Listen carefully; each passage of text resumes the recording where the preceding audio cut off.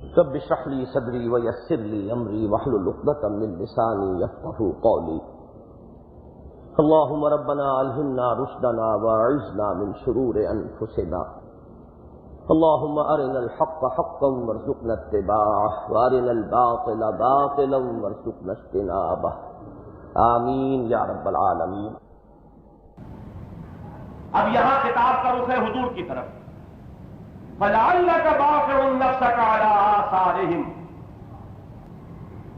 تو شاید کہ اے نبی صلی اللہ علیہ وسلم، لعلک، کاف یہاں ضمیر ہے، ضمیر مخاطب، اور لعل شاید کے معنی میں. فَلَعَلَّكَ، تو اے نبی شاید کہ آپ باخِعٌ نَفْسَكَ، بخا کہتے ہیں عربی زبان میں غم اور حزن سے اپنے آپ کو بھلا ڈالنا، ہلاک کرنا. اے نبی شاید کہ آپ اپنے آپ کو بھلا ڈالیں گے اس رنج میں اور غم میں اور حزن میں اور افسوس اور صدمے سے. علی آثارہم ان لم یؤمنوا بہذا الحدیث اسفا، ان کے آثار پر آپ اپنے آپ کو ہلاک کر لیں گے رنج اور صدمے سے.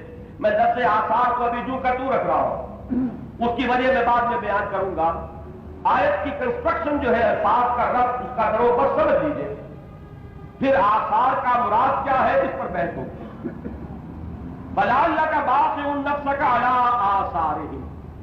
تو اے نبی شاید کہ آپ اپنے آپ کو ان کے آثار پر رنج اور صدمے سے ہلاک کر لیں گے. إِن لَّمْ يُؤْمِنُوا بِهَٰذَا الْحَدِيثِ أَسَفًا، اگر وہ نہ لائے ایمان اس حدیث پر، یعنی اس قرآن پر. سورہ بنی اسرائیل میں تو اس کو ھذا القرآن معین کر دیا تھا. ان ھذا القرآن یہدی للتی ہی اقوم عسیٰ ربکم ان یرحمکم وان عدتم عدنا.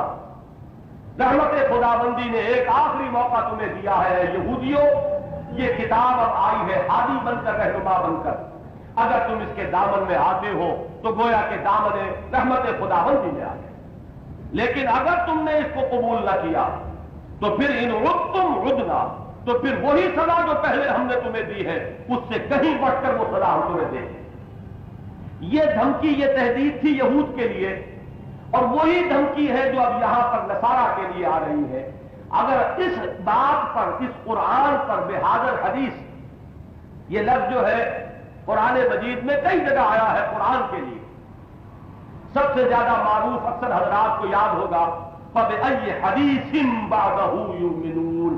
اب اس کے بعد اور کون سی بات پر وہ ایمان لائے؟ یہاں حدیث سے مراد قرآن مجید ہے. تو فرمایا اگر اس حدیث پر، اس کتاب پر اگر یہ لوگ ایمان نہ لائے تو ان کے آثار پر، اسف عربی زبان میں کہتے ہیں انتہائی غم اور افسوس. لعلک باخع نفسک علی آثارہم اسفا ان لم یؤمنوا بہذا الحدیث. یوں آئے گا اگر اس کو، جو اس میں تقدیم و تاخیر ہے الفاظ کی، اگر اس کو آپ گرامیٹیکل آرڈر میں لیں گے تو جملہ یوں بنے گا، تو اے نبی شاید کہ آپ ان کے آثار پر اپنے آپ کو رنج اور صدمے سے اسفا ہلاک کر لیں گے اگر وہ لوگ اس کتاب پر ایمان نہ لائیں. یہاں لفظ آثار جس طریقے سے باسن شدیدن میں عام مفسرین نے مفہوم مراد لیا ہے، وہی عذاب اخروی، جہنم کا عذاب، یا دنیا میں جو رسولوں کا انکار کرنے والی قوموں پر عذاب ہلاکت اور عذاب استحصال نازل ہوا. اسی طریقے سے آثارہم کے لفظ کو بھی سطحی طور پر لے لیا گیا ہے، اور اس سے مراد یہ ہے کہ جو ان پر عذاب آئے گا، جو ان کا انجام ہوگا، ان کی جو عاقبت ہے، جو آخر کار ان پر بیت کر رہے گا، اگر آپ کے سامنے وہ ہو تو شاید کہ آپ اپنے رنج اور غم سے اور صدمے سے اپنے آپ کو ہرا. لیکن مولانا مناظر حسن گیلانی نے یہاں بھی ایک اور معنی مراد دی، اور اس میں بھی دلیل ان کی بڑی قوی. اثر کہتے ہیں کسی چیز کے نتیجے، اسی لیے آثار ہما قصصا اسی صورت میں یہ لفظ آئے گا جب حضرت موسیٰ اور ان کے جو بزرگ جن کی طرف حضرت خضر علیہ السلام، ان کا جو واقعہ آئے گا فَارْتَدَّا عَلَىٰ آثَارِهِمَا قَصَصًا. آپ بولتے آثار قدیمہ، کوئی عمارت تھی ٹوٹ پھوٹ گئی، اب اس کے کھنڈرات ہیں، انہیں آپ کہتے ہیں آثار قدیمہ، اس قدیم عمارت کے یہ آثار ہیں جو باقی رہے۔ کسی چیز کے گزر جانے کے بعد جو اس کے نتائج باقی رہ جائے وہ اس کے آثار ہیں۔ آپ چل رہے ہیں، راہ چل رہے ہیں، آپ کے پاؤں کے جو نشان زمین پر پڑیں گے وہ آپ کے آثار ہیں۔ فَقَدَّ عَلَىٰ آثَارِهِمَا قَصَصًا، تو وہ لوٹے اپنے نقوش پاک کو دیکھتے ہوئے اور انہی کی پیروی کرتے ہوئے، تاکہ ادھر ادھر نہ ہٹ جائے، بلکہ پہنچے اسی مقام پر کہ جہاں وہ مچھلی گم ہوئی۔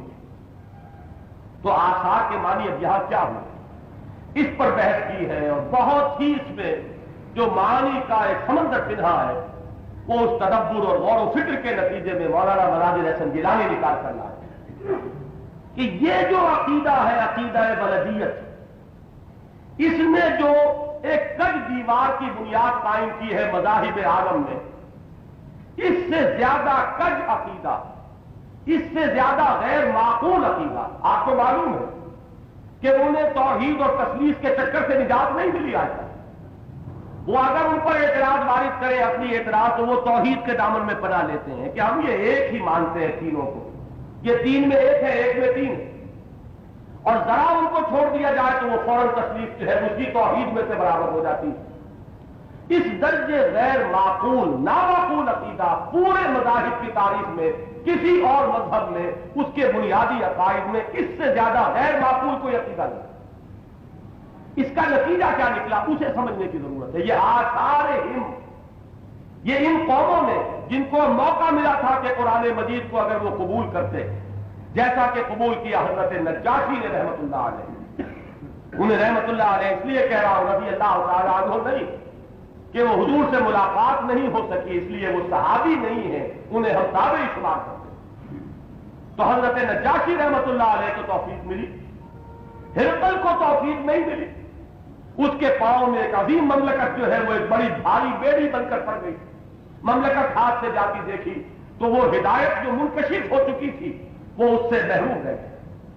تو یہاں بھی معاملہ یہ ہوا ہے کہ ان عیسائیوں کے لیے، نصارہ کے لیے بھی یہ کتاب آخری موقع تھی اپنی تصحیح عقائد کا۔ اگر اس کتاب کو قبول کریں جس کی شان یہ ہے کہ لم یجعل لہ عوجا قیما، جو بالکل سیدھی ہے، جس میں کہیں کوئی کجی نہیں، اور بڑے پیارے الفاظ استعمال کیے تھے حضرت نجاشی نے جب حضرت عبداللہ، میں نام بھول رہا ہوں،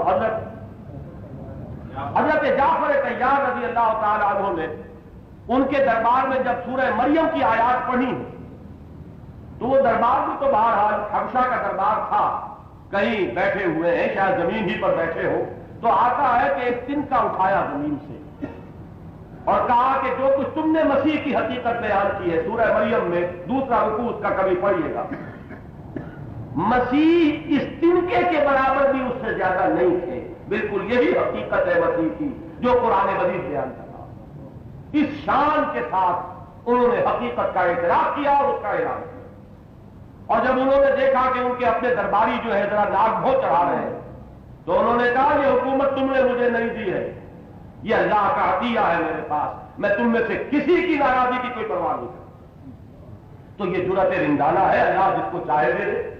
ہرقل کو یہ جرأت نہیں مل سکی، وہ محروم بارگاہ رہ گیا۔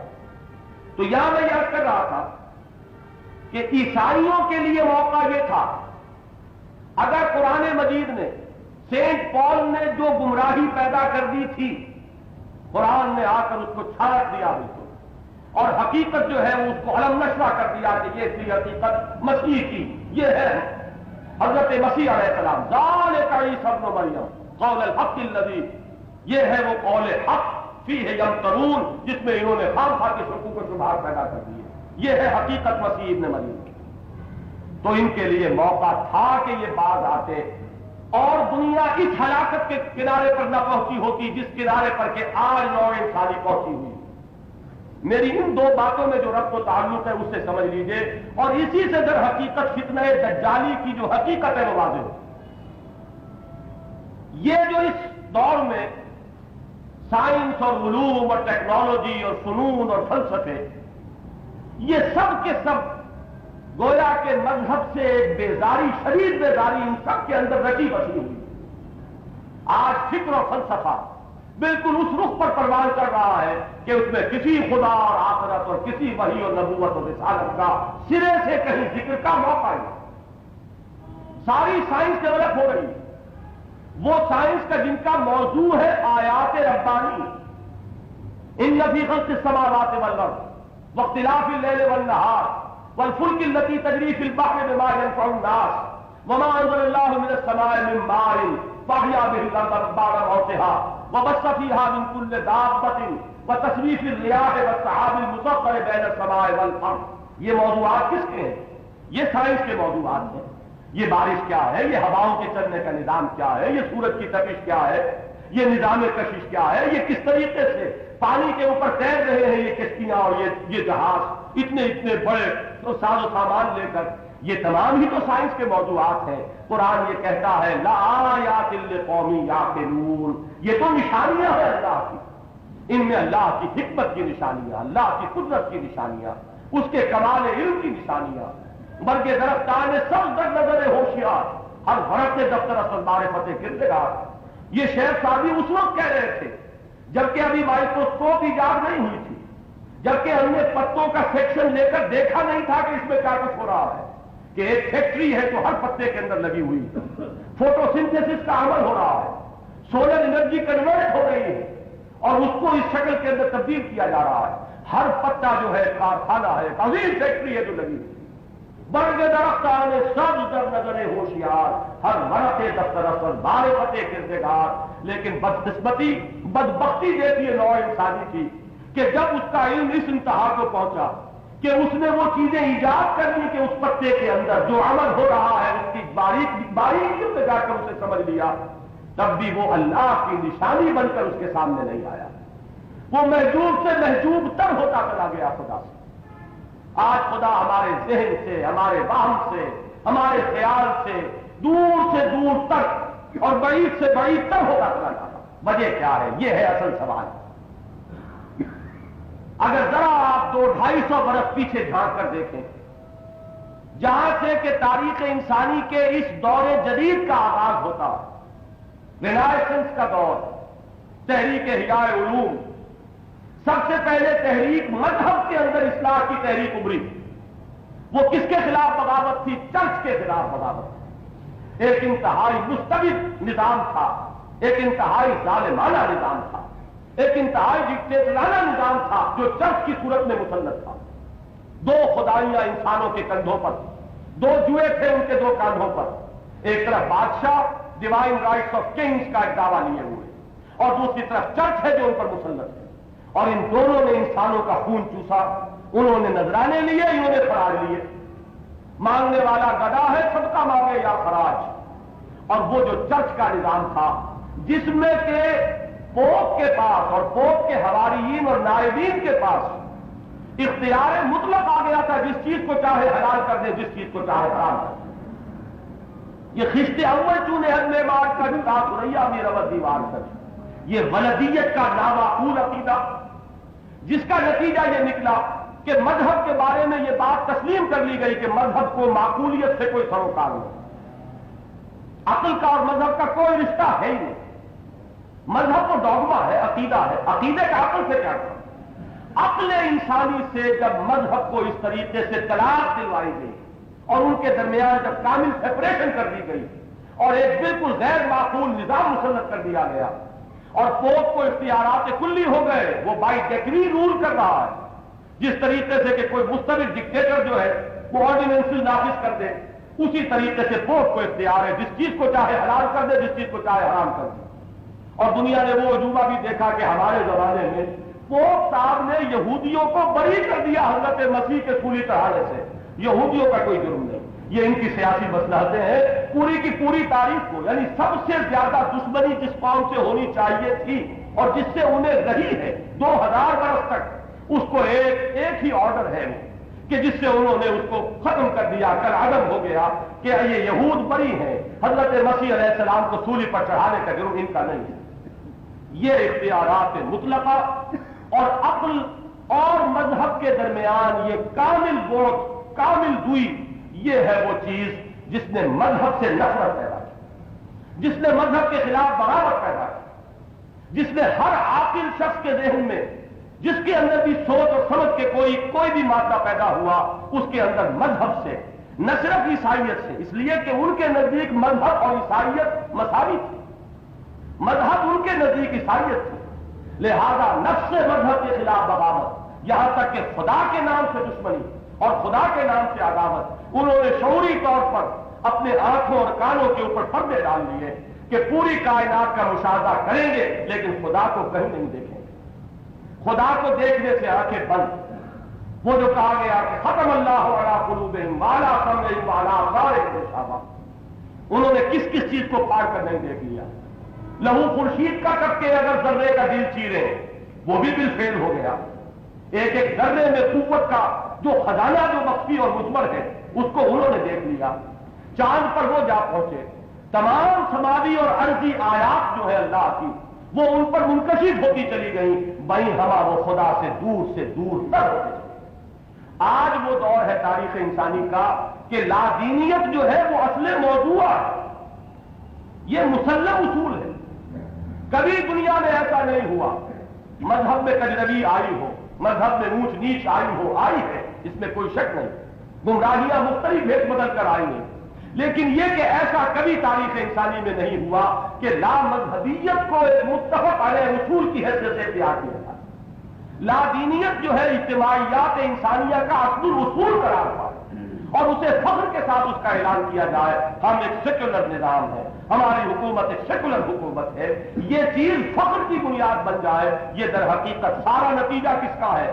یہ وہ عقیدہ جو عیسائیوں نے ایجاد کیا، وہ غیر معقول عقیدہ، وہ کدی جو اس کی بنیاد میں مضمر تھی، خشت اول چون ہے معمار کج راستہ میر ود دیوار کج، عقل کو اور مذہب کو اس طرح ایک دوسرے سے دور کر دیا گیا کہ جس کے اندر بھی کوئی عقل اور عقل عام ہی کہہ لیجیے کوئی شعور بیدار ہوا، وہ مذہب سے بغاوت اس کے اندر پیدا ہوئی، مذہب سے نفرت پیدا ہوئی، اور یہ نفرت اتنی شدت اختیار کی گئی، کرتی چلی گئی کہ سارا فکر، سارا فلسفہ، ساری علمی ترقی، ساری سائنٹیفک اکتشافات اور سارے علوم و فنون جو مدون ہوئے وہ لادینیت کی بنیاد پر مدون ہوئے، اور آج دنیا اس انجام سے دو چار ہے کہ ایک تھک بلینکٹ ہے تھاٹ کا، فکر کا، جس طرح کبھی کبھی آپ کو تجربہ ہوتا ہو، یہاں تو شاید نہیں ہوتا کراچی میں، لاہور میں ہو جاتا ہے کہ کبھی ڈسٹ بلینکٹ قائم ہو جاتا ہے فضا میں، ایک سسپینشن، خاک کا ایک سسپینشن،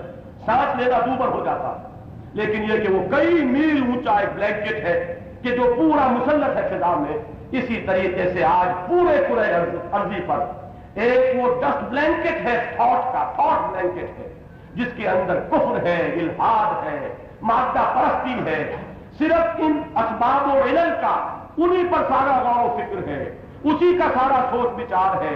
ایک محدود دائرے میں انسان نے اپنے علم میں بڑی ترقی کی، اس نے اشیاء کے خواص تلاش کیے، ان خواص کو اپنے مفاد کے لیے استعمال کرنا سیکھا، لیکن آپ نے دیکھا کہ اس کا سب سے بڑا سرمایہ جو اس نے فراہم کیا وہ انتہائی ہولناک اور تباہ کن ہتھیاروں کی شکل میں، اپنی تباہی کا سامان نوع انسانی، اپنے اس علمی ترقی کا سب سے بڑا جو ثمرہ اسے مل رہا ہے وہ یہ ہے کہ انتہائی تباہ کن اور وہ اسلحہ جو ہے وہ ہیپ اپ کیا جا رہا ہے دونوں طرف، کہ اگر کسی وقت اتفاقی طور پر بھی جنگ چھڑ جائے۔ ایک مرتبہ مضمون آیا تھا کہ یہ جو راڈر سسٹم ورک کر رہا ہے اور انٹیلیجنس کا نظام ورک کر رہا ہے، خطرہ یہ ہے کہ ایٹمک وارفیئر جب بھی کبھی ہوگی تو لمحوں کی چوک سے فیصلہ ہو جائے گا، جس نے پہل کر لی اپنے میزائل چھوڑنے میں وہ جیت گیا، اس لیے کہ معاملہ تو لمحوں کا ہے، ہزاروں میل سے بیٹھ کر آپ نے پار کرنا ہے، کوئی آپ نے وہاں جا کر تو نہیں ان کو گرانا، لمحوں کی بات ہے۔ اسی لیے اتنے الرٹ نظام ان کے ہیں کہ ایک وقت کسی نے کہا تھا کہ اگر کسی وقت ان کا جو یہ نظام ہے اس میں کسی پرندے کی وجہ سے اگر کسی وقت کوئی خطرے کی گھنٹی بچ جائے، کوئی سائرن بچ جائے، تو اس وقت نہ معلوم کتنی ہلاکت آفرینی ہو جائے گی کہ وہ میزائل اگر ایک دوسرے پر چھوڑ دیے گئے تو پھر وہ تیر کمان سے نکلا ہوا واپس تو آتا نہیں، کیا ہوگا، کتنے بڑے بڑے دھماکے ہوں گے کہ وہ بر اعظم جو ہے وہ نسیہ منسیہ ہو کر رہ گا۔ چائنا نے کہا تھا تو یہ کہا تھا کہ ہماری عددی قوت اتنی ہے کہ جب ایٹمک وار ہوگی تو جب روس اور امریکہ دونوں ایک دوسرے کو تحس نحس کر سکیں گے، ہم اپنی صرف عددی فوقیت کی وجہ سے باقی رہ جائیں گے۔ اسی لیے ہم نے اپنی تمام چیزیں جو اپنے پورے ملک میں پھیلا دی ہیں. ہمارے ہاں کوئی مراکز نہیں ہے جس طریقے سے رشیا یا امریکہ کے مراکز ہیں کہ مراکز تباہ ہو جائے تو تم ختم ہو جاؤ گے. ہماری آبادی بھی اس میں وسیع اور اس خطے پر پھیلی ہوئی ہے. یہ میں نے چند باتیں آپ کو سنائی. لِيُنذِرَ بَأْسًا شَدِيدًا مِّن لَّدُنْهُ، یہ ہے وہ ہولناک جنگ، یہ ہے وہ ہولناک خطرہ جو نوع انسانی کے سروں پر منڈلا رہا ہے، جس کا کہ اگر ذرا سا بھی کبھی اعداد و شمار آپ پڑھیں کہ کیسے کیسے مہلک ہتھیار اور کیسے کیسے خوفناک اور ہتھیار ہے کہ جو ان لوگوں نے فراہم کر رکھے ہیں. اور یہ سب کچھ نتیجہ کس کا؟ یہ تہذیب در حقیقت کوک سے برآمد ہوئی ہے اس عیسائیت کے عقیدے کے. یہ پوری تہذیب جو ہے رد عمل ہے شدید کہ وہ مذہب جتنا غیر معقول تھا عقل عام نے اتنی ہی شدید بغاوت کی. لوتھر نے بغاوت کی، وہ مذہب کے خلاف ایک بغاوت تھی. اور یہ سارے اثرات جو تھے اسپین کی یونیورسٹیوں سے پھیل رہے تھے. اسلام نے وہ معقولیت ان کو دی کہ جس معقولیت کے تحت انہوں نے غور و فکر کرنا شروع کیا. لیکن بدقسمتی، جس طریقے کی بدقسمتی جارج برنارڈ شاہ کی ہوئی کہ قرآن کو دیکھ کر بھی اور مان کر بھی قرآن کو اس نے مانا نہیں، مانا اور پھر نہیں مانا. کہ میں جب اس قرآن کو پڑھتا ہوں تو محسوس کرتا ہوں کہ اس سے بہتر کوئی کتاب نہیں. لیکن بدبخت پھر بھی محروم رہ گیا. اسی طرح ان اقوام نے وہ معقولیت، وہ ریشنلزم جو ہے کہ ہر چیز پر غور کرو، کائنات کا مشاہدہ کرو. ان فی خلق السماوات والارض واختلاف الليل والنهار والفلك التي تجري في البحر بما ينفع الناس الى آخر الآیہ. یہ تمہارے مشاہدے کی چیزیں ہیں. کھول آنکھ، زمین دیکھ، فلک دیکھ، فضا دیکھ، استنباط کرو، مشاہدہ اور مطالعہ کرو اس صحیفہ فطرت کا اور صحیفہ کائنات کا. یہ بنیادی بات تو لے لی، لیکن یہ ہے کہ وہ مذہب کا جو پھندا ان کے گلے میں پڑ گیا تھا عیسائیت کا، اس کو وہ اپنے گلے سے اتار نہ سکے. نتیجہ یہ نکلا کہ پھر آئندہ نسلوں کے اندر مذہب سے بیزاری، مجرد مذہب سے بیزاری، نفرت خدا سے، نفرت مذہب کے نام سے، نفرت مذہب کے شعائر سے، نفرت مذہب کے حدود سے اور قیود سے ایک بغاوت پیدا ہوئی. اس دور میں جو لٹریچر پیدا ہوا ہے، کبھی فرانس کا لٹریچر، کبھی اس کو مطالعہ کیجئے تو معلوم ہو کس طرح اباحیت اور فحاشی کی تبلیغ کی گئی. حیوانوں کے اندر کوئی تفریق نہیں ہے. کوئی حیوان ماں بیٹی بہن میں کوئی تفریق نہیں کرتا، کوئی امتیاز نہیں کرتا. پیاس لگتا ہے تو پانی جہاں سے مل جاتا ہے پی لیا جاتا ہے، پیاس بجھا لی جاتی ہے. یہ کیا ہم نے اپنے اوپر قدر لگا لیے ہیں اور کیا اپنے پاؤں میں بیڑیاں ڈال لی ہیں کہ ہم تمیز کریں کہ یہ بہن ہے اور یہ بیٹی ہے اور یہ بیوی ہے اور یہ ماں ہے. کوئی تمیز نہیں. باقاعدہ فلسفے کی حیثیت سے اس کو پیش کیا گیا. اور یہ سارا جو علم اور فن اور فلسفہ اور علوم اور سائنس ڈیولپ ہوئی اس فضا میں کہ جس میں مذہب کے خلاف ایک شدید نفرت تھی، یہ ہے مولانا مناظر احسن گیلانی کے نزدیک یہ آثار ہیں، یہ نتائج ہیں، یہ عواقب ہیں ان کے اس غلط مذہبی نظام کے، ان کے غلط عقائد کے. یہ آثار اور یہ نتائج ہیں جو آج پوری نوع انسانی کے گلے کا ہار بن گئے. فَلَعَلَّكَ بَاخِعٌ نَفْسَكَ عَلَىٰ آثَارِهِمْ إِن لَّمْ يُؤْمِنُوا بِهَٰذَا الْحَدِيثِ أَسَفًا. آخری موقع تھا اگر اس کلام پاک کی ہدایت کو اختیار کرتے اور اس شان سے کرتے، اس جرأت رندانہ سے کرتے جس شان کے ساتھ اختیار کیا تھا حضرت نجاشی رحمۃ اللہ علیہ نے، تو اس دنیا کی، اس پلینٹ کی، اس نوع انسانی کی تاریخ کچھ اور ہی ہوتی. لیکن چونکہ وہ قائم رہے اپنے اس عقیدے پر اور اس مذہب کو، غیر معقول مذہب کو انہوں نے اپنے گلے کا ہار بنائے رکھا، لہذا اس کے نتائج اور عواقب ہیں جو آج پوری نوع انسانی بھگت رہی ہے کہ مذہب سے شدید بیزاری، اللہ اور وحی اور آخرت اور ملائکہ اور جنت اور دوزخ، ان تصورات سے بعد اور دوری لیے رسی بسی ہوئی ہے فکر میں، فلسفے میں، سائنس میں، ہر طرح کے علوم و فنون میں. اور ایک تھک بلینکٹ ہے جو اس پورے ہمارے، یہ جو ہمارا ایک چھوٹا سا، بڑا چھوٹا سا ٹکڑا رہ گیا ہے، کبھی ہوتا تھا بہت بڑا. یہ ایک چھوٹا سا پلینٹ ہمارا اور اس کے گرد بڑا تھک بلینکٹ ہے الحاد کا اور مادہ پرستی کا کہ سب کچھ کو دیکھو مگر خدا کو نہ دیکھو. ایک وہ دور بھی تھا، امام راضی رحمت اللہ علیہ ایک عارف کا قول نقل کرتے ہیں، بلکہ انہوں نے 3 درجے معین کیے ہیں معرفت کے. ما رأیت شیئا قط وقد رأیت اللہ بعدہ. ایک درجہ یہ ہے میں نے کبھی کوئی چیز نہیں دیکھی مگر یہ کہ اس کے فوراً بعد اللہ کو بھی دیکھ لیا. میں نے پھول کو دیکھا تو اللہ کو دیکھا اور میں نے کہا سبحان اللہ. میں نے پانی پیا تو اللہ کو دیکھا اور میں نے کہا الحمدللہ، میں نے کہیں جانے کا ارادہ کیا تو اللہ کو دیکھا اور میں نے کہا انشاءاللہ۔ ایک وقت وہ تھا کہ ہر شے کے ساتھ انسان اللہ کو دیکھا، جو چیز ملی اللہ سے ملی، جو چیز ہے اس کا وجود اللہ سے ہے۔ معمور ہو رہا ہے عالم میں نور تیرا، از ماہ تاب ماہی سب ہے ظہور تیرا، اور اس کی انتہا یہ ہے کہ ہم ہو نہ ہو ولے ہے ہونا ضرور تیرا۔ ہم ہے یا نہیں ہے اس میں شک ہو سکتا ہے، لیکن تیرے وجود میں کوئی شک نہیں۔ ایک وہ دور تھا، ایک درجہ اس سے آگے امام راضی کہتے ہیں ماں رہے تو شہر قط تو وقد رأیت اللہ معہ، میں نے کبھی کوئی چیز نہیں دیکھی مگر یہ کہ اس کے ساتھ ہی اللہ کو بھی دیکھا۔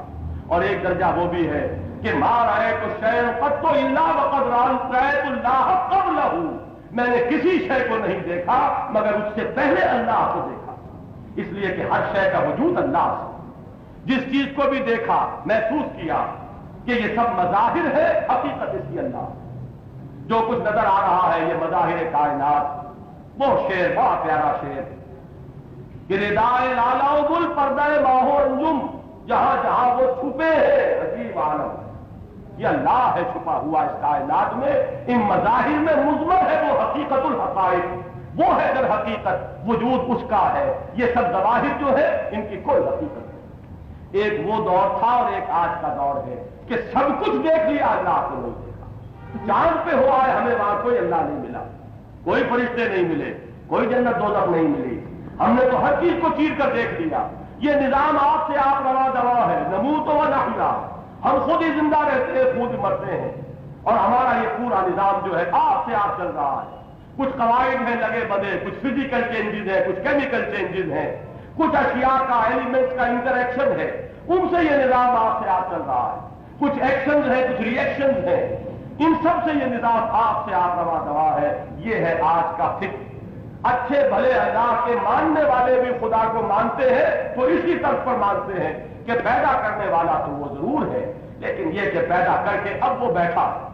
یہ کائنات اب آپ سے آپ چل رہی اپنے قواعد اور اپنے قوانین کے تحت۔ جیسے کہ ایک گیند کو آپ دور زور سے پھینک دیں تو پھینکا آپ نے، انیشل مومنٹم تو آپ ہی نے اس کو دیا، لیکن اب وہ خود روا دوا ہے، اب آپ کا اس سے کوئی تعلق نہیں۔ زیادہ سے زیادہ یہ تصور ہے جس تصور کے ساتھ کہ آج خدا کو ماننے والا بھی خدا کو مانتا ہے، یہ نہیں ہے کہ جو کچھ بھی ہے اس میں اللہ ہی کا اذن جاری و ساری ہے۔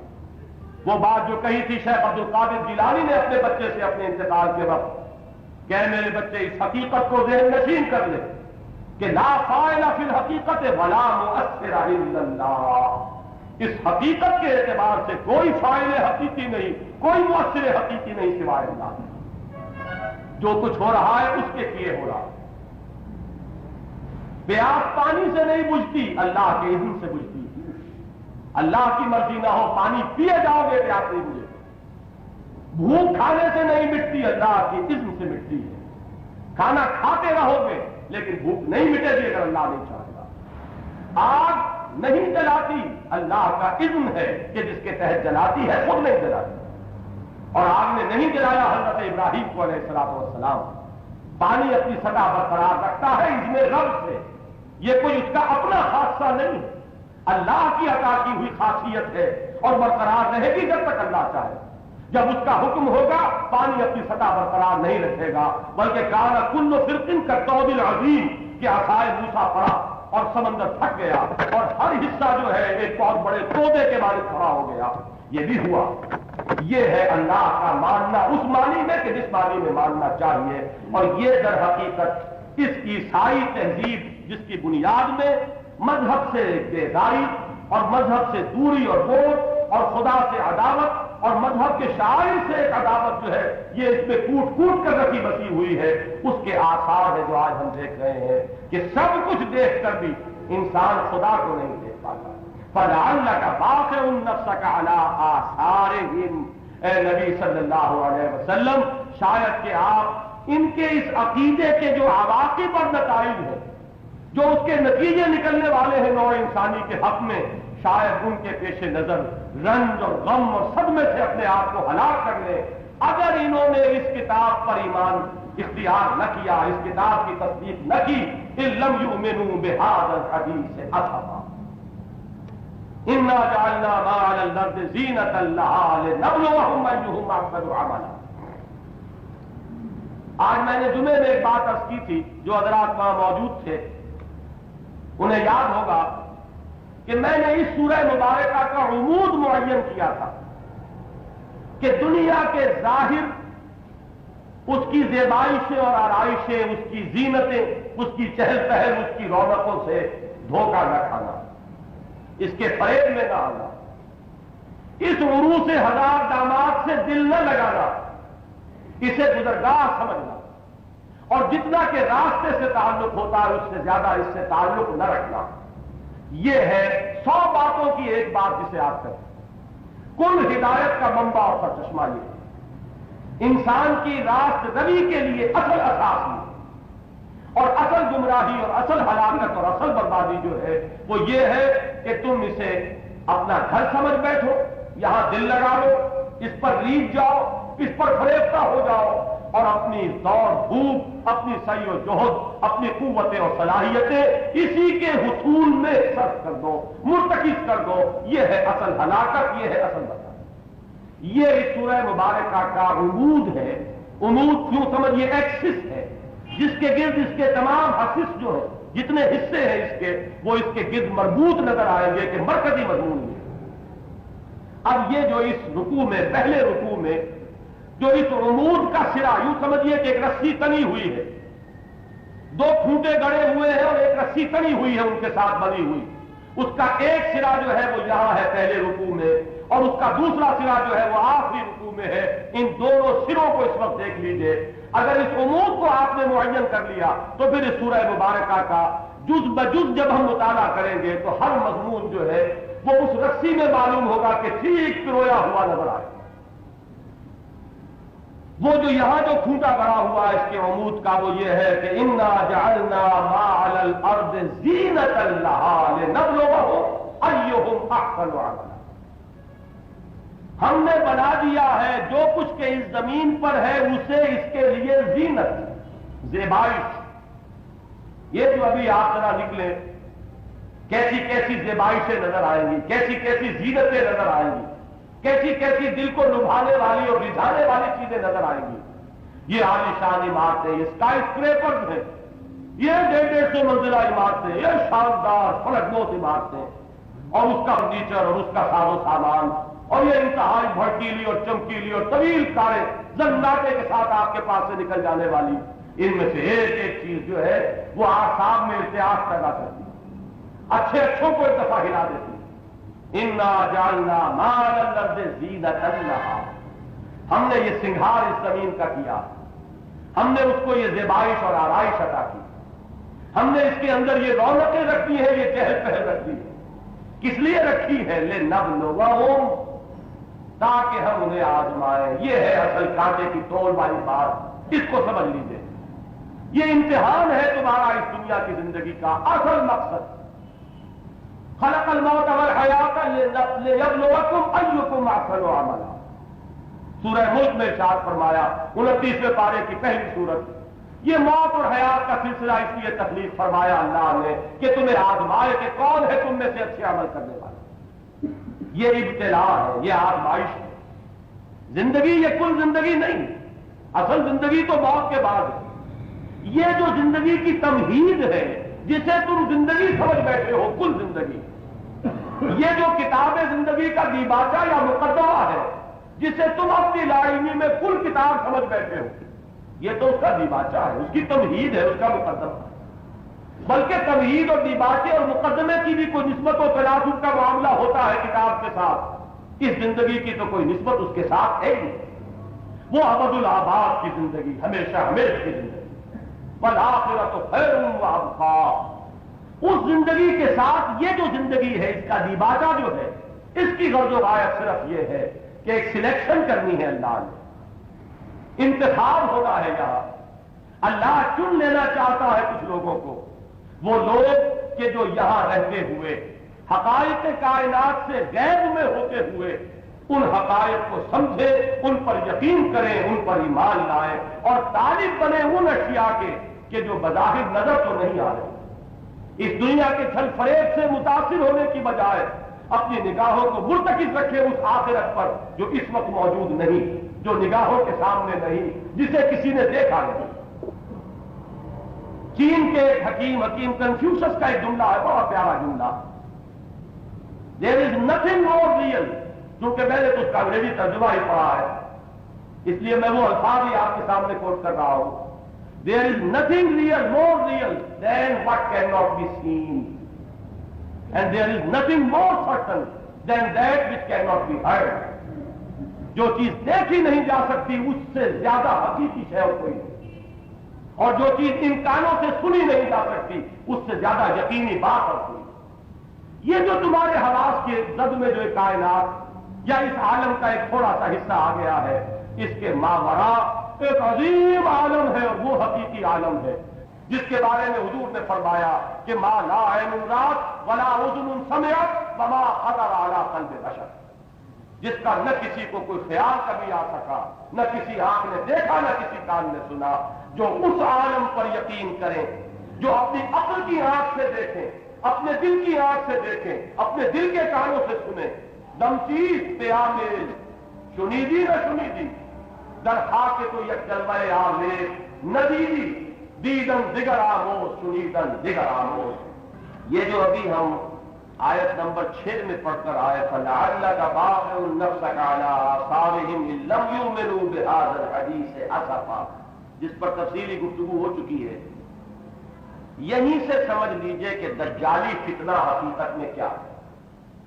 یورپ میں تحریک احیاء العلوم رینائسنس، اس کا ایک پہلو تو یہ ہے کہ اس میں الحاد، خدا سے بعد، مذہب سے عداوت اور بغض یہ اس کی جڑوں میں ہے، یوں کہیے صحیح الفاظ جو ہے کہ اس کی گھٹی میں پڑا ہوا۔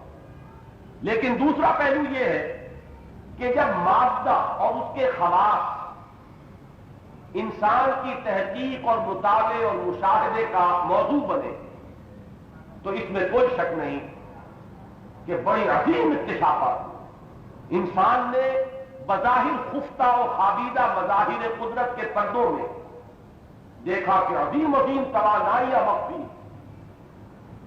یہ بھاپ کیا ہے، اس میں کتنی قوت ہے، اسے کس طرح قابو میں لایا جائے، یہ کہربا کیا ہے، اس کو کیسے پیدا کیا جائے اور کس طرح اس کا استعمال آیا، یہ ساری قوتیں ہی تو ہیں، یہ ساری ٹیکنالوجی، یہ سارے سائنس کا جو ایڈوانس ہوا ہے معاملہ، یہ مظاہر قدرت کے اندر جو قوتیں خابیدہ تھیں ان کو انسان نے جانا اور ان سے انسان نے کام لینا سیکھا۔ اصلاً یہ چیز کوئی برائی نہیں تھی، اس لیے کہ یہ مظاہر فطرت ہے۔ قرآن خود کہتا ہے سخر لکم الشمس والقمر، سورج اور چاند کو بھی تمہاری نفع رسانی میں لگا دیا ہے، تمہاری چاکری میں نوکری میں لگا دیا۔ قرآن نے ان سب کو اپنی آیات قرار دیا، اللہ کی آیات، ان کا مشاہدہ کرو، کھولا زمین دیکھ، فلک دیکھ، فضا دیکھ، مشرق سے ابھرتے ہوئے سورج کو ذرا دیکھ، ان کو دیکھو۔ افلا ينظرون الى الابل كيف خلقت والى السماء كيف رفعت والى الجبال كيف نصبت والى الارض كيف سطحت۔ تو فطرت کا مشاہدہ، مطالعہ اور فطرت کی قوتوں کو جان کر انہیں استعمال میں لانا، ان میں سے کوئی چیز اصلاً بری نہیں۔ برائی اس وقت پیدا ہوئی کہ یہ تمام ارتقاء جو تعلیمی ہوا ہے اور علمی ہوا ہے اور سائنٹیفک ترقی جو ہوئی ہے، اس کی گھٹی میں وہ خدا سے بعد اور مذہب سے بیداری ہے۔ نتیجہ یہ ہوا کہ یہ بجائے اس کے کہ یہ تمام چیزیں انسان کو خدا سے قریب تر لاتی، خدا سے دور تک لے جاتی۔ اب قوتیں تو بڑی اس کے پاس ہیں، لیکن ہدایت سے تہی دست ہے۔ یہی چیز جو ہے یہ سب سے بڑا فتنہ، یہی ہے در حقیقت دجالی وہ فتنہ جس کی خبر دی تھی محمد رسول اللہ صلی اللہ علیہ وسلم۔ مولانا مناظر احسن گیلانی صاحب نے، اللہ تعالیٰ ان پر اپنی رحمت نازل کرے، اپنے اس مضمون میں جمع کی ہے وہ علامات کے جو احادیث میں آئی ہیں کہ دجالی فتنے کی علامات کیا ہیں۔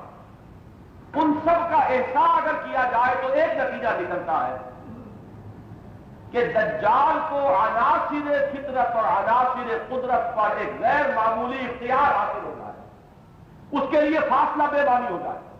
وہ ایک آواز لگائے گا اور پورے چہارگاہ عالم میں وہ آواز سنی جائے گی۔ اس کی سواری ایسی ہوگی کہ اس کے گدھے کی ایک ٹاپ اور دوسری ٹاپ کے مابین ایک دن رات کی مسافت کا فاصلہ ہوگا۔ اس کے گدھے کے کانوں کے مابین 80 ہاتھ کا فاصلہ ہوگا اور ایک ایک کان 30-30 ہاتھ لمبا ہوگا۔ وہ کوڑ کو اچھا کر دے گا، اندھوں کو بینا کر دے گا، مردوں کو زندہ کر دے گا، یہاں تک کہ وہ آری سے کسی کو چیرے گا، 2 ٹکڑوں میں تقسیم کرنے کے بعد پھر سیدھے گا اور ان کو برابر کر دے گا، وہ زندہ رہے گا۔ یہ ساری چیزیں جو علامات کے طور پر آئی ہیں، ان سب کا نتیجہ کیا نکلا کہ ایک غیر معمولی قدرت اور اختیار عناصر قدرت پر انسان کو حاصل ہے۔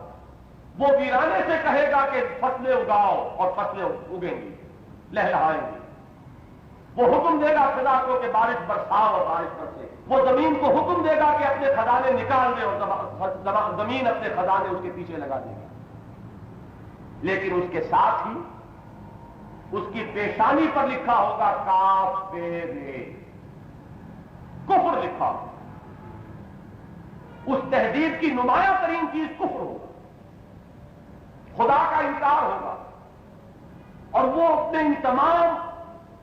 ان تمام علمی اکتشافات اور اپنے ان تمام تصرفات جو اسے قواعد فطرت پر حاصل ہو جائیں گے، ان سب کو استعمال کرے گا کفر کے فروغ کے لیے۔ رزق کی کنجیاں اس کے ہاتھ میں ہوں گی، وہ دے گا اسی کو جو کفر کرے گا۔ یہ سارے آثار در حقیقت یہ جو آج کا دور ہے، یہ ٹیکنالوجی کی انتہا کا دور ہے، اس کی ہے خبریں جو محمد رسول اللہ صلی اللہ علیہ وسلم کی۔ یقیناً آپ کو دلچسپی ہوگی، میں حضور کے الفاظ چند ان چیزوں سے متعلق جو ہے وہ آپ کو سنا دوں۔ صحیح مسلم کی روایت ہے، تیز رفتاری کا کیا عالم ہوگا اس دجال کا۔ تشبیہ دی حضور نے کل غیر سے استدبرت الریح ہو، جیسے کہ کوئی زوردار ہوا چل رہی ہو اور وہ بادلوں کو اڑائے لیے جا رہی ہو، اس طرح سے اس کے رفتار کا عالم ہوگا۔ ولا تدع قرية الا هبطتها في 40 ليلة، اور روئے زمین کی کوئی آبادی نہیں رہ جائے گی جس میں کہ وہ 40 دن کے اندر اندر گھوم پھر نہ لے۔ آواز کی رسائی، کنز العمال کی یہ روایت ہے، حضرت علی رضی اللہ تعالیٰ عنہ نے خطبہ دیا اور اس میں بیان کیا۔ ظاہر بات ہے کہ یہ بات حضرت علی خود اپنے بات سے بیان نہیں کر سکتے، یہ آئندہ کی ایک پیشن گوئی ہے، حضور ہی سے سنی ہوئی بات ہوگی جو حضرت علی نے بیان کی رضی اللہ تعالیٰ عنہ، کہ دجال کی کیفیت یہ ہوگی کہ ینادی بصوت لہو یسمع بہ ما بین الخافتین، وہ جب پکارے گا، آواز لگائے گا تو مشرق و مغرب کے درمیان رہنے والے سب لوگ اسے سنیں گے۔ آج آپ گھر بیٹھے ہوئے سن رہے ہیں، نیو یارک سے نشر ہونے والی تقریریں اور واشنگٹن سے نشر ہونے والی تقریریں، بلکہ صرف آپ سن نہیں رہے، دیکھ رہے ہیں، فاصلہ معلوم ہو۔ ابن عساکر وغیرہ کی رائے ہے کی ایک روایت ہے کہ ما بین حافر حمارہ الی الحافر الاخر مسیرۃ یوم و لیلۃ، اس کا گدھا، گدھے سے مراد گدھا نہ سمجھیے، اس دور میں ان راکٹس کو اور ان بڑے بڑے جہازوں کو ظاہر بات ہے کہ گدھے ہی سے تعبیر کیا جا سکتا تھا، سواری کے لیے لفظ یہی تھا کہ ایک دن اور رات کی مسافت پر اس کی ایک ٹاپ پڑے گی۔ بعض روایات میں آیا اس کا ایک قدم مدینے میں ہوگا، دوسرا بیت المقدس میں ہوگا، اور جیسا کہ میں نے ابھی آپ کو بتایا اس کے 2 کانوں کے درمیان 80 ہاتھ کا فاصلہ ہوگا اور ایک ایک کان 30-30 ہاتھ کا ہوگا۔ یہ عجیب بات ہے کہ ان ہوائی جہازوں کے یہ جو پر سمجھتے ہیں آپ، انہی کے آخر میں وہ رڈار لگے ہوا ہوتا ہے جو ان کے لیے بمنزلہ کان کے ہیں، اور یہ 2 کان ہیں جن کے فاصلہ اتنا ہی ہے کہ وہ 80 ہاتھ کا فاصلہ۔ مستدرک حاکم میں حضرت عبداللہ ابن عمر کی ایک روایت ہے رضی اللہ تعالیٰ، دجال کی آواز کو مشرق و مغرب کے باشندے سنیں، علاج معالجے کی ترقی کا یہ عالم ہوگا کہ یبرئ الاکمہ والابرص ویحیی الموتى، یہ کنز کی روایت ہے، احیاء موتیٰ بھی ہونے والا ہے، وہ آ رہا ہے دور کہ آپ پریزرو کر سکیں گے ڈیڈ باڈیز کو، ان کا تو سلسلہ شروع ہو گیا ہے برف میں رکھنے کا. اسی امید میں یہ کیا جا رہا ہے کہ ایک وقت آئے گا کہ حیات پر بھی انسان کامیاب بن احیا کیا جا سکے ان کا. ایک آدمی کو چیریں گے اور پھر اس کو جوڑ دیں گے. اس قسم کے تجربے اب کم سے کم اعضاء پر تو ہو گئے. انگلی کاٹی اور اس کے تمام اجزاء کو جوڑ دیا. جانوروں پر ہو رہے ہیں کہ گردن کاٹی جائے، اس کے ایک ایک جو اس کے اعصاب کے ریشے ہیں ان سب کو سی دیا جائے، اور اتنی دور تک اتنے عرصے کے لیے آرٹیفیشل ریسپیریشن، آرٹیفیشل سرکولیشن سب کچھ مہیا ہے، اس کی زندگی کا وہ سلسلہ جو ہے برقرار رکھا ہے. تو یہ چیزیں سب اب ہمارے سامنے ہیں. جس وقت حضور نے ان کی خبر دی تو یہ بہت عجیب معلوم ہوئی ہوگی، لیکن یہ ہے کہ آج تو ہمارے تو سامنے کی بات ہے. زمین اور ہوا پر اس کو جو تسلط حاصل ہوگا، سخرت لہ انہار الارض وآثارها یامر السماء فتمطر والارض فتنبت ویمر بالخربۃ فیقول لها اخرجی کنوزک فتتبعہ کنوزها. یہ کنز المال کی روایت ہے کہ اسے اس دریاؤں پر، سمندروں پر اور زمین پر پورا اختیار حاصل ہو جائے.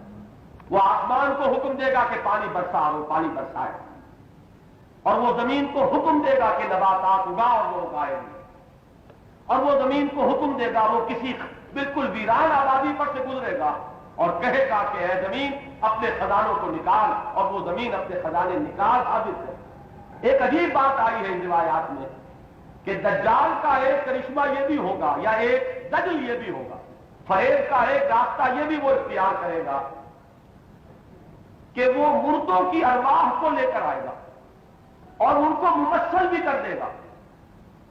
حضور نے اس کی خبر دی ہے. جو آج تو اسپرچولیزم ہمارے یورپ وغیرہ میں چل رہا ہے، جو مرے ہوئے ہیں ان کی ارواح کو بلایا جاتا ہے، ان سے کچھ پوچھا جاتا ہے، گفتگو ہوتی ہے، وہ اپنے آپ کو آئیڈینٹیفائی بھی کرتے ہیں، علامات بھی بیان کرتے ہیں کہ میں تمہارا باپ ہوں اور میں تمہاری ماں ہوں اور یہ اس کا ثبوت ہے اور یہ بات میں تمہیں بتا رہی ہوں. یہ سب کچھ ہو رہا.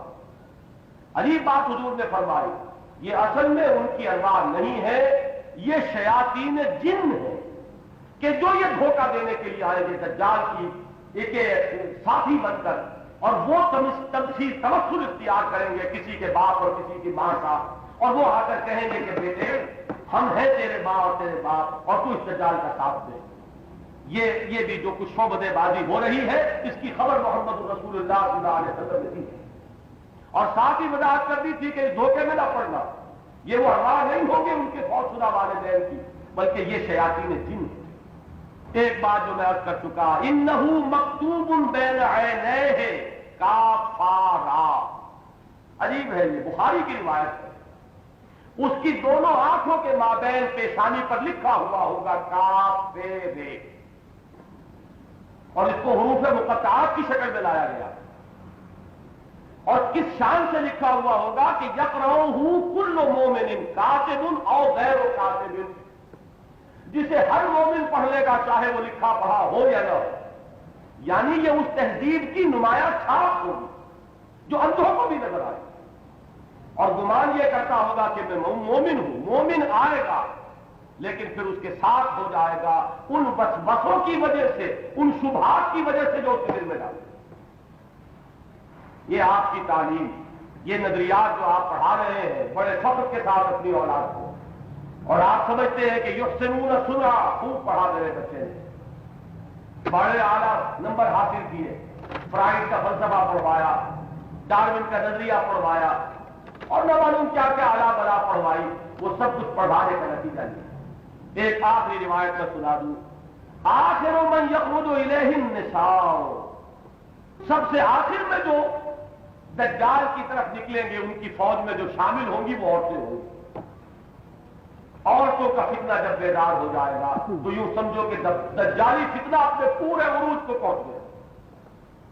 آخر من یخرج الیہ النساء حتی ان الرجل لیرجع الی امہ وابنتہ واختہ وعمتہ فیوثقها رباطا، یہاں تک کہ کسی مرد مومن کو اس کے سوا چارہ نہ رہے گا کہ وہ جائے اور اپنی بیٹی اور اپنی ماں اور اپنی پھوپھی اور اپنی بہن کو باندھے گھر میں کہ کہیں یہ بھی دجالی فتنے کے ساتھ گھروں سے نکل کر باہر نہ جائے. یہ ہے وہ نقشہ جو محمد رسول اللہ صلی اللہ علیہ وسلم نے آج سے 1400 برس پہلے کھینچا تھا دجالی فتنے، جو اپنی پوری شدت کے ساتھ آئے۔ دجال کوئی فرد بھی ہوگا یقیناً، احادیث میں جس طریقے سے ذکر آیا ہے، ویسے تو دجالون 30 دجالون معلوم ہوا کہ بے شمار دجال ہوں گے، کوئی ایک نہیں، اور ان میں الدجال اکبر بھی ہوگا، مسیح الدجال جسے کہا گیا۔ اللہم انا نعوذ بک من فتنۃ المسیح الدجال، ہم تیری پناہ میں آتے ہیں اس مسیح الدجال کے فتنے سے۔ تو وہ بھی کوئی شخص بھی معین ہوگا، لیکن یہ ہے کہ وہ دجالی فتنہ ہے کیا؟ لفظ دجل سے سمجھیے، دجل کسے کہتے ہیں؟ فریب کو، کسی شے پر اس کی حقیقت کو چھپانے کے لیے کوئی پردہ ڈال دینا، یہ دجل ہے۔ اس کائنات پر وہ دجل اور فریب کا پردہ ڈال دیا گیا، خالق اور مالک سے لوگوں کو محجوب کر دیا گیا۔ اللہ اور رسول اور وحی اور نبوت کی طرف کوئی التفات اور کوئی توجہ کوئی نہیں، ساری توجہات مرتکز ہے اس مادے میں، ان اسباب اور وسائل میں، اس دنیا میں، حیات دنیاوی کے ذخائر اور اس کی رونقوں میں۔ یہی مطلوب، یہی مقصود، یہی اول، یہی آخر، یہی دجالی فتنہ ہے۔ اور اس سے بچانے والی یہ سورہ مبارکہ، اس لیے کہ اس نے اول تا آخر یہی حقیقت سامنے رکھی ہے اور واضح کی ہے کہ اس دنیا کے ظاہر سے دھوکہ نہ کھائے۔ اہل نظر ذوق نظر خوب ہے، لیکن جو شے کی حقیقت کو نہ سمجھے وہ نظر کیا، تمہاری نگاہیں ان مظاہر اور ظواہر میں الجھ کر نہ رہ جائے، حقیقت کو دیکھو۔ دیدن دیگر آموز، سنیدن دیگر آموز، اپنی دل کے کانوں سے سننا سیکھو اور دل کی آنکھوں سے دیکھنا سیکھو۔ اپنے اندر کے انسان کو بیدار کرو، جو بغیر ان آنکھوں کے دیکھتا ہے اور بغیر ان کانوں کے سنتا ہے، وہ ہے تمہاری وہ روح جو ان کانوں کی اور ان آنکھوں کی محتاج نہیں، اس کے پاس اپنا ذریعہ علم ہے، ان کانوں اور ان آنکھوں سے آزاد۔ دیدن دیگر آموز، سنیدن دیگر آموز، لہم قلوب لا یعقلون بہا ولہم اعین لا یبصرون بہا وَلَهُمْ آذَانٌ لَا يَسْمَعُونَ بِهَا أُولَٰئِكَ كَالْأَنْعَامِ بَلْ هُمْ أَضَلُّ۔ یہ ہے فتنہ دجال، کہ دل رکھتے ہیں لیکن تفقہ سے اور فہم سے خالی، آنکھیں رکھتے ہیں لیکن ظاہر بین، وہ حقیقت بھی نگاہیں میں، کان رکھتے ہیں لیکن صرف ظاہر کی سماعت والے، وہ حقیقی سماعت انہیں حاصل نہیں۔ یہ حیوانوں کے درجے کو چاہے گئے، بلکہ ان سے بھی گئے گزرے ہیں، اس لیے کہ حیوانوں کو اس کے سوا کوئی دیا نہیں گیا تھا، اور یہ وہ ہے کہ جن میں روح ربانی پھونکی گئی۔ وَنَفَخْتُ فِيهِ مِن رُّوحِي، فرمایا اِنَّا جَعَلْنَا مَا عَلَى الْأَرْضِ زِينَةً لَهَا لِنَبْلُوَهُمْ أَيُّهُمْ أَحْسَنُ عَمَلًا۔ یہ ذخائر دنیاوی، یہ اس کی چہل پہل، یہ رونقیں، یہ زینتیں، یہ زیبائشیں اور آرائشیں، ان سے دھوکہ نہ کھاؤ، یہ ایک امتحان ہے۔ میں نے کئی مرتبہ کیا کہ شعر میں تو اگرچہ کچھ ابتذال اور صوفیانہ پن ہے، لیکن اس مفہوم کو ادا کرنے میں اس سے زیادہ مجھے کوئی قریبی الفاظ ملتے نہیں۔ یہ امتحان کیا ہے؟ اللہ نے اپنے رخ روشن پر تو ایک نقاب ڈال دیا اور کچھ زیبائش اور آرائش ادھر ادھر بکھیر دی، رخ روشن کے آگے شمع رکھ کر وہ یہ کہتے ہیں ادھر جاتا ہے دیکھیں یا ادھر بڑھ رہا ہے۔ یہ ہے سارا امتحان۔ اس پردے ہی کے اندر اگر نگاہیں محدود رہیں، ظواہر ہی میں الجھے رہے، اس دنیا ہی میں گم ہو گئے، کافر کی یہ پہچان کے آفاق میں گم ہے اور مومن کی یہ پہچان کے گم اس میں ہے آفاق، اگر اس سے ماورا ہو کر حقیقت الحقائق کا کوئی مشاہدہ کیا اور دل کی آنکھوں سے دیکھا اسے جسے دیکھنا چاہیے، تب تو ہے نجات، تب تو ہے کامیابی۔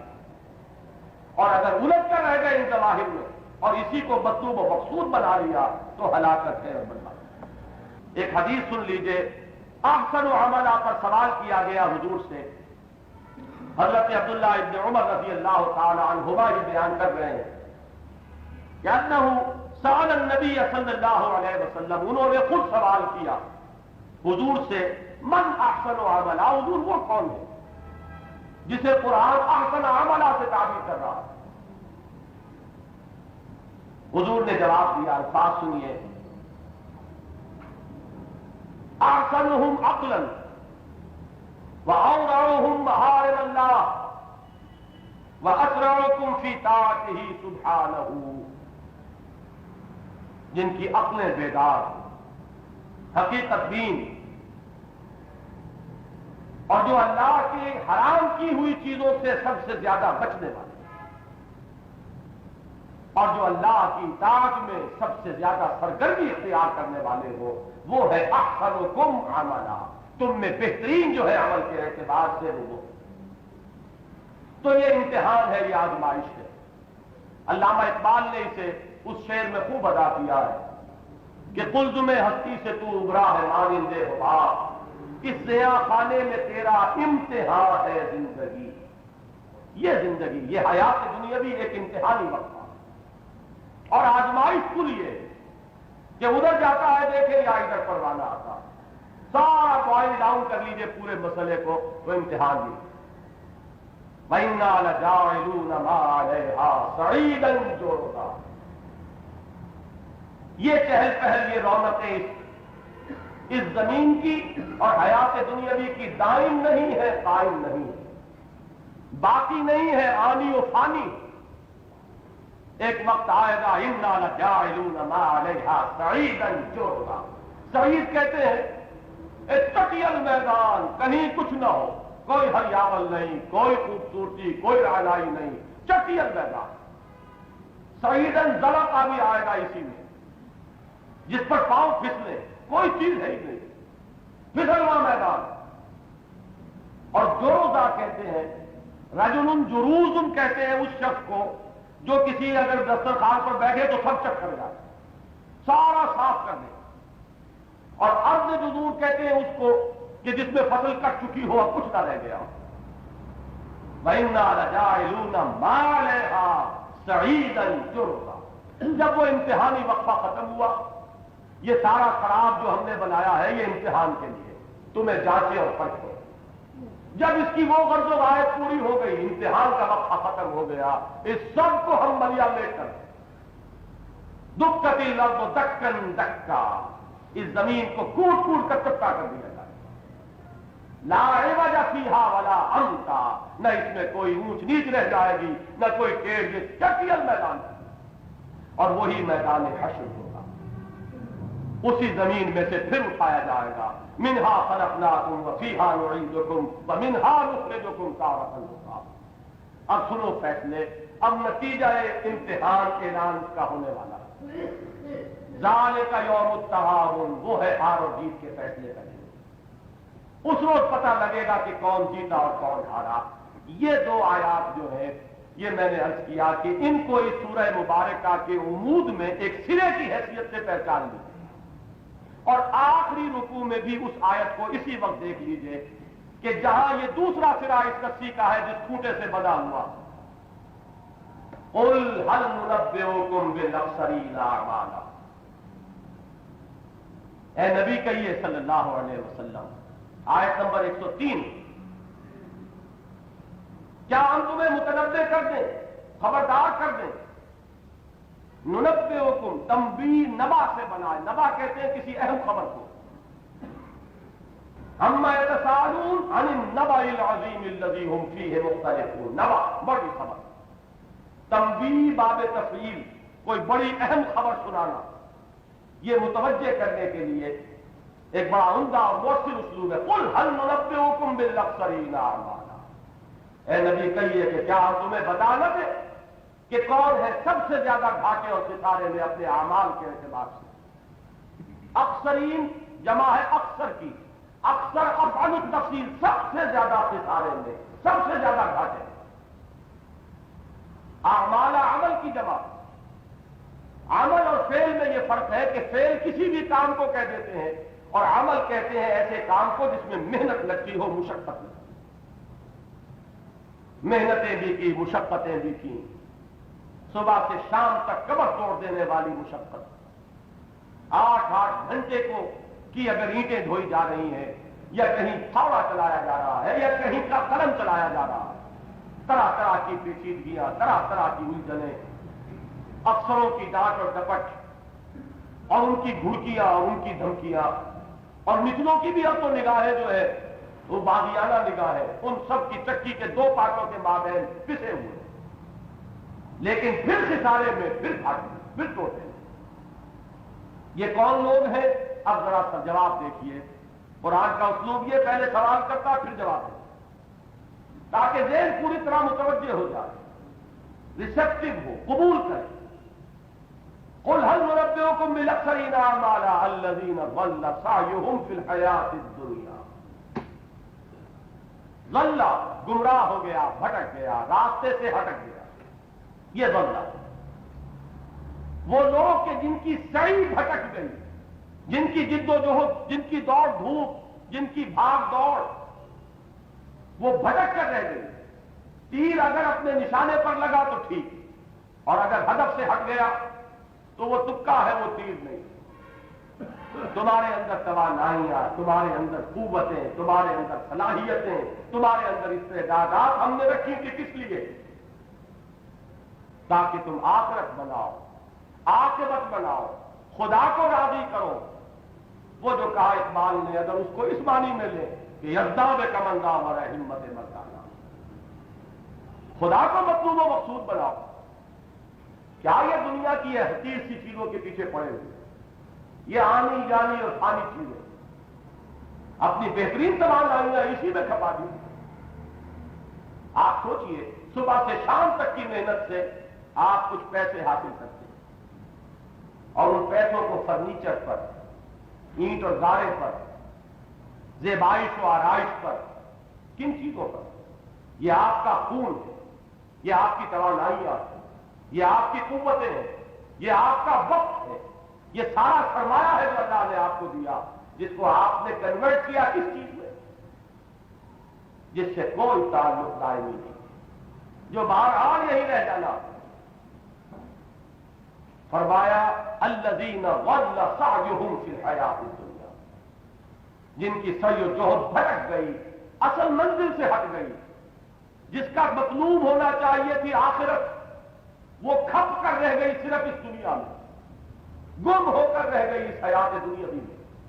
وَهُمْ يَحْسَبُونَ أَنَّهُمْ يُحْسِنُونَ صُنْعًا، اور وہ یہی سمجھ رہے ہیں، گمان کر رہے ہیں، یہ جہل مرکب کا معاملہ ہے کہ وہ سمجھ رہے ہیں کہ ہم نے خوب کیا، خوب کمایا، ہماری محنتیں خوب سفل ہو گئی، ہماری صلاحیتیں لگیں، بارآور ہوئی، کاروبار جم گیا، چمک گیا، بلڈنگیں جو ہے وہ عالی شان تیار ہو گئی، اپنی اولاد کے لیے بہت کچھ چھوڑ کر جا رہے ہیں، انہیں اعلیٰ مناصب پر پہنچا دیا ہے، بڑی کامیاب زندگی، حالانکہ ہلاک ہو چکے، برباد ہو چکے، اکثرین اعمالہ کا مستحق ہے۔ یہی ہے وہ بات جو حضور نے فرمائی کہ کل الناس یغدو فبائع النفس، ہر انسان صبح جب اس پر طلوع ہوتی ہے تو شام تک جب کہ وہ دوبارہ بستر پر لیٹتا ہے وہ اپنے آپ کو بیچتا ہے۔ کسی نے نظم کہی تھی، ایک کلرک کا حال، بیچارے کلرک کا ایک مرثیہ کہا تھا، میں دل بیچتا ہوں، میں جان بیچتا ہوں، اپنی صحت بیچ رہا ہوں، توانائی بیچ رہا ہوں، اپنا پورا وجود بیچ رہا ہوں۔ کل النفس یغدو فبائع النفس، اور نتیجے دو ہیں۔ وہ بدبخت بھی ہیں جو دن بھر کی محنتیں شاختہ کر کے جب گھروں کو واپس لوٹتے ہیں تو گناہوں کی ایک پوٹلی لے کر آتے ہیں، اللہ کے عذاب کی ایک کشڑی باندھ کر لاتے ہیں اپنے لیے اور اپنے بال بچوں کے لیے۔ وہ بھی ہیں خوش قسمت، محنت اور مشقت تو کرتے ہیں لیکن جب شام کو لوٹتے ہیں تو جہنم سے رہائی کا پروانہ ہاتھ میں لے کر آتے ہیں۔ یہاں ذکر ہو رہا ہے ان کا کہ جن کی سعی و جہد بھٹک کر رہ گئی، جنہوں نے بیچ دیا اپنے آپ کو اس دنیا کے ہاتھوں۔ قل هل ننبئكم بالاخسرین اعمالا الذین ضل سعیہم فی الحیاۃ الدنیا وهم یحسبون انہم یحسنون صنعا۔ تو یہ دو پھوٹے سمجھ لیجئے سورہ مبارکہ کے مرکزی مضمون اور عمود کے، کہ ایک سرا وہاں اور ایک سرا یہاں، دو آیتیں وہاں، دو آیتیں یہاں۔ انا جعلنا ما علی الارض زینۃ لها لنبلوہم ایہم احسن عملا وانا لجاعلون ما علیہا صعیدا جرزا۔ قل هل ننبئكم بالاخسرین اعمالا الذین ضل سعیهم فی الحیاۃ الدنیا وهم یحسبون انهم یحسنون صنعا. یہ ہے مرکزی مضمون. اب آپ کو ہر حصے میں نظر آئے گا کہ اسی کو مختلف تمثیلوں میں، حکایتوں کے انداز میں، تشبیہوں اور استعاروں کے انداز میں، کچھ قصص کے انداز میں یہی بات ہے جو بار بار سامنے آئے گی. بارک اللہ لی ولکم فی القرآن العظیم ونفعنی وإیاکم بالآیات والذکر الحکیم.